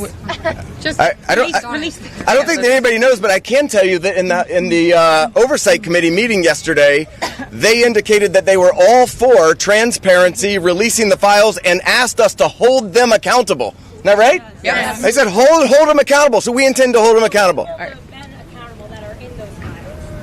That's up to them. We're going to show them where to go with it, and as long as they're doing their job, they should. I'm going to turn it back over to Ro Khanna. Thank you.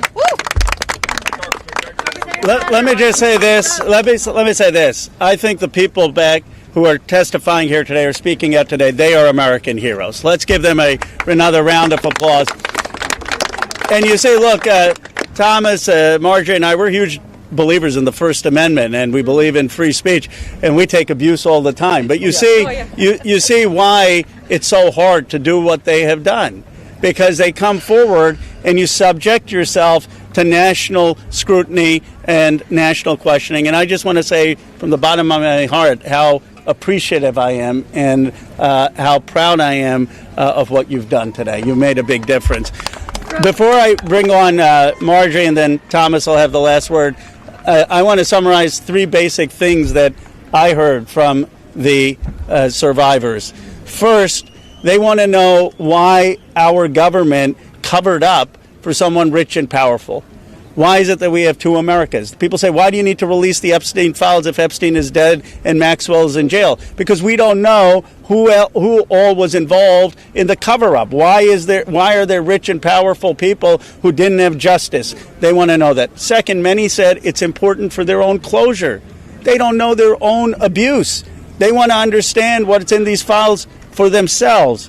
And third, we heard that there are many others who obviously were involved. And they want to know, and the American people deserve to know what was there in those files. I actually think they're helping us come together as a country. I've never done a press conference with Marjorie Taylor Greene before.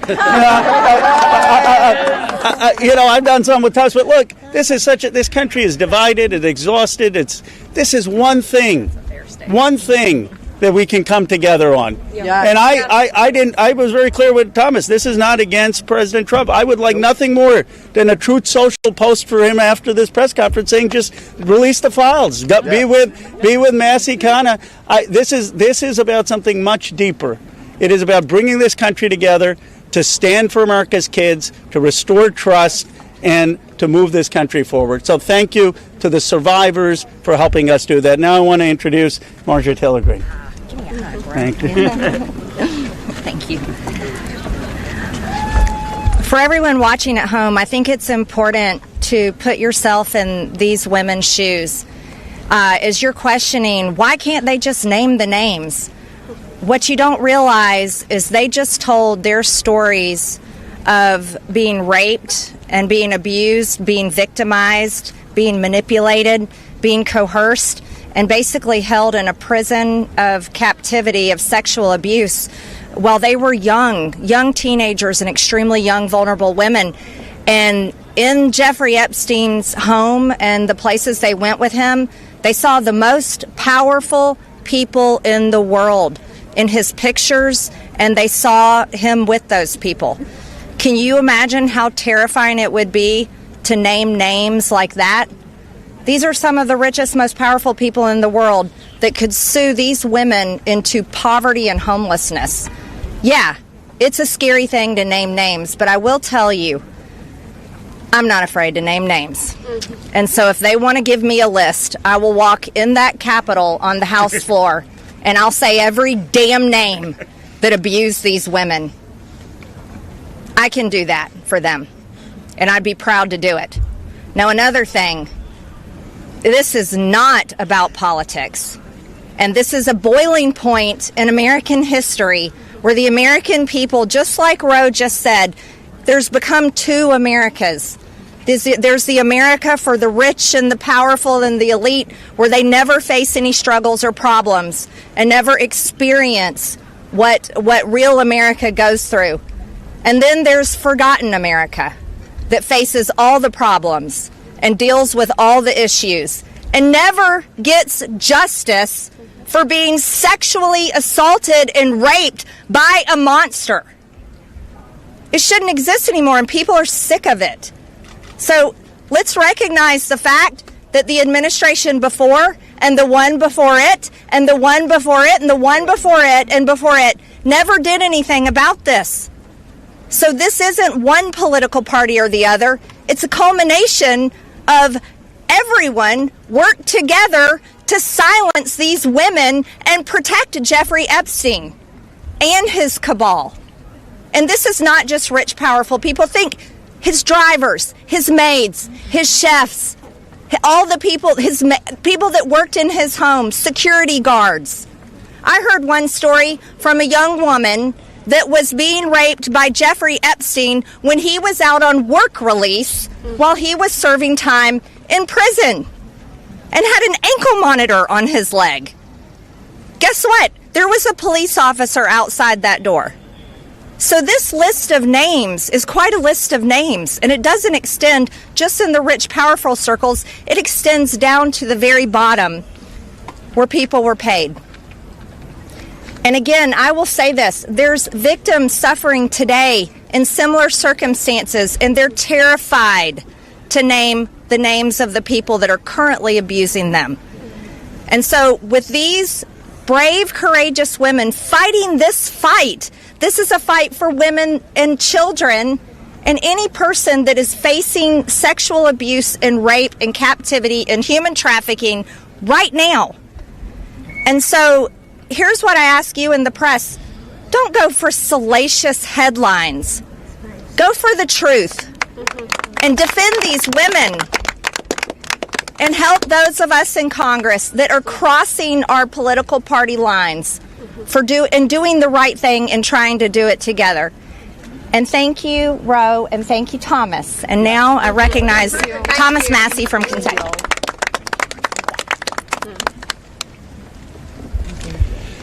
Well, there's three branches of government, and we're supposed to keep each other accountable. And that's what we're doing here today in the People's House. We're standing in front of the People's House with real people, not a hoax. And they've told their story.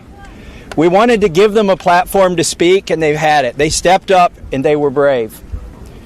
But I also today hope that they would persuade my colleagues to join this effort. But I found out something today that happened that I wasn't expecting. They persuaded me to fight even harder. I'm not going to give up. And I want to end with this call to action. First, a call to action to my colleagues who, just an hour before this press conference, were prepared. They were given a fig leaf. We'll put a resolution on the floor so that you can say that you voted to protect the survivors. The resolution doesn't really do anything. And that's the oldest trick in the swamp. When you want to kill the momentum, when you want to kill initiative, you introduce a placebo, a different bill that does nothing, and then try to pull the wool over the eyes of the American people. That's not going to happen. We demand real accountability. I encourage my colleagues, please, there's over 200 Republicans who have not signed this discharge petition. We only need 2 of them to sign it. And every Democrat will sign it. And that will get us the number we need to force this vote, to pass a law, not a polite request to the DOJ to police themselves. No, we need legally binding legislation to force that to happen. And my main call to action is to the people watching these live feeds that are going through these cameras right now. Congressmen, listen to you. Light up their phones. Burn down the phone lines here in Washington, D.C. Ask them the questions that these survivors wanted you to ask them. Why won't you be for transparency? Don't accept their answer that the bill has a flaw or that the survivors don't want it. We know that's not true. They wouldn't be fighting it so hard in this town if it wasn't the real bill. So with that, please call your congressman. Tell him or her to get on this bill and to stand up for these survivors. Thank you and God bless. That's the end.